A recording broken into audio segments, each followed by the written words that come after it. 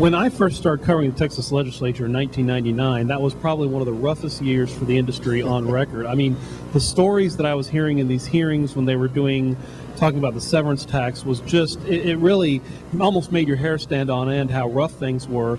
Then we had that period where gas and oil prices skyrocketed, and while that drove people a little crazy at the gas pump, it was great for our Texas oil and gas industry. And now, I don't know, it seems like we're getting in that kind of middle range where we have prices that make it profitable to do this, but at the same time, it's affordable for the average folks.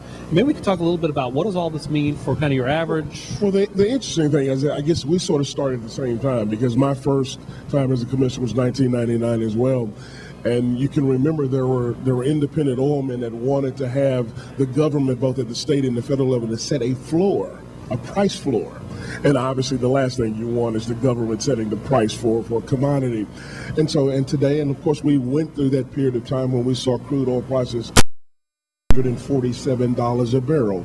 But today, where prices are upwards of $70 for crude and $4.5 an MCF in natural gas, they're at the levels where American producers can produce. And they're at the level where it may not be as comfortable as some want, but it is comfortable for American consumers as well.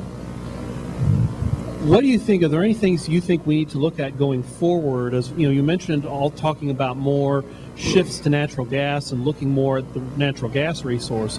Are there other things you think, looking at our energy industry, that we need to take a look at going forward? Well, on the national and the federal level, we need to keep the national government out of our business. That's the first thing. The federal government needs to stay where they are, and they need to do what they do. We run Texas, and we can handle the exploration of American energy here in Texas a whole lot better than the national government can. But even beyond that, I mean, here in Texas, we have to recognize that we have a unique circumstance here in the Barnett Shale.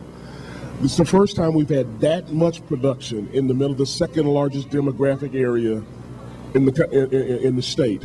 And we have to assure Texans that not only can we go and explore for, let's say, natural gas in a way that conserves American Texas waters and protects our lakes and waters and rivers and aquifers, but also that we can move natural gas safely. That we can create markets for them and new markets. So there are a number of things that we have to do, but we got to move it safely. We got to go get it safely in an environmentally sound way, and we have to develop the new technologies, particularly on the transportation side, so we can use that resource of natural gas and propane to move big fleets across Texas.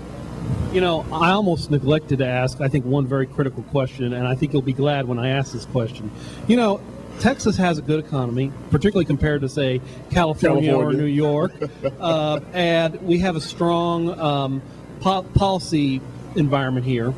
And I think what happens is there's some folks in Washington, D.C. that look at that, this current administration, and say, well, Texas is succeeding so much that it's making all of our policies look bad and showing that they don't work. So we got to figure out what we could do to screw Texas up so that people won't think that our policies are so bad. And one area where they're trying to do that is this thing called cap and trade. Well, is it cap and trade, or is it cap and tax, or cap our economy and trade our jobs to Asia and India? But that's what cap and trade really is. I mean, cap and trade is a redistribution project that says, I'm going to take wealth from one place and move it to somewhere else. And it would be devastating to Texas because we are so energy intensive. I mean, you think about groups as varied as the Brookings Institute on the left, the Heritage Foundation on the right, and the National Black Chambers of Commerce have all three said that cap and trade would reduce GDP, would eliminate jobs, and would make your household wallet a whole lot thinner. It makes no sense. We can get to clean energy.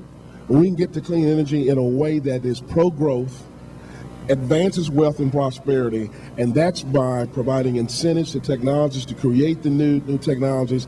That's by providing in expanding the development of new technologies so we can create the new industry of the future. One of the other things I think about this cap and trade business is, I mean, obviously we have a lot of refineries and a lot of energy production here. And if we're not doing it here, where are we going to do it? And does this mean we're going to be importing, as I was talking about earlier in the conversation, more stuff from folks that don't like us very much. Without a doubt. But the other thing that just remember in terms of cap and trade, all of this is to reduce CO2. And I don't know about your viewers. I tend to think that, it's kind of arrogant of us to think that as humans, we can change the earth in such a significant kind of way. But assuming one of the things that we have in Texas that folks don't have elsewhere, and that's why we can lead on this subject. For us, CO2 is a commodity. It's not a waste. We have been using CO2 in the Permian Basin for 40 years for enhanced oil recovery.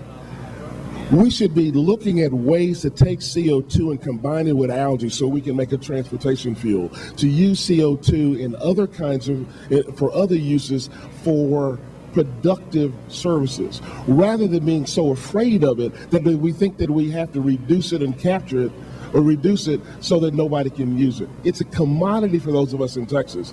It's a waste maybe for somebody else. As I tell folks, Sheryl Crow may be afraid of it, but I got an oil man to pay $20 a ton for it. One other thing I wanted to mention, I think the Railroad Commission does, I believe you have some jurisdiction over intrastate pipelines and pipeline safety, Yeah. and obviously recent events have caused that to be in the news a little bit lately. What does the Railroad Commission do on that, and what do we do to make sure that, obviously this is a very important resource, it's very important to our economy, we also want to make sure it's used safely and used cleanly, and the Railroad Commission can play a key role in some of that. Talk a little bit about What that. the incidents in Hood County as well as in the Panhandle remind us of is that it's extremely important for us to take the common sense precautions that are already in place so that we can prevent a pipeline incident such as we saw in Hood County. And that is to call the 811 call before you dig number. It is state law. It says that if you're going to dig more than 16 inches beneath the surface, then you need to call that 811 number so that underground facility operators, whether they be water, pipelines, cable, telephone, and others, can come out and mark that line so that you know where those facilities are.